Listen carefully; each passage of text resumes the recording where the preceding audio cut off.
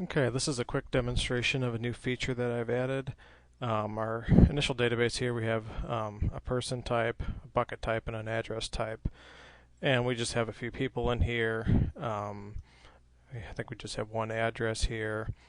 And you can see this address is associated with a couple of people.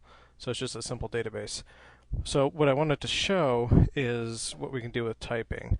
So we're going to do something, we're going to create a new type, and we're going to make this a to-do item. And our to-do item is going to have let's see, a title, just going to be a one-line text and a description. And we'll make this a multi-line text. So we can create this to-do item type. So now we have a title and a description. So let's say we just want to say like paint the house, go to Home Depot and get paint. So anyway, so here we have this simple to-do item.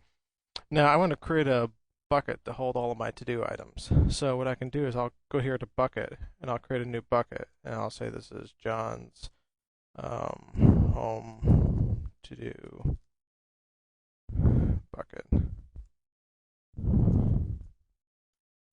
So now we have a bucket for all my to-do things I need to do. So I can drop in here, paint the house into this, and this makes a lot of sense. But what doesn't make sense here is I can also drop other items here, like for example myself here. So now in this bucket, in my John's home to-do bucket, I have my to-do items, but somebody also dropped this person item in there. We don't really want that. So what we want to do is we really want to make a restriction. So what's nice about this is we can now drop types into different items. So if we come here and what we want to do is put this in the history here. So here's our to-do item here, and this really is a type that we dropped in here. It has this little A on here. That means that it's a type record. So now if we go into our buckets and select our to-do bucket, what I'm going to do is drop this to-do item type onto the bucket resource. It gets a little confusing, but once I do that, then we get this big error message, or not error message, but this big message that says this object has association restrictions. And what it says is records of this type can only have children of these types. So I can only now drop records that are of type to-do item.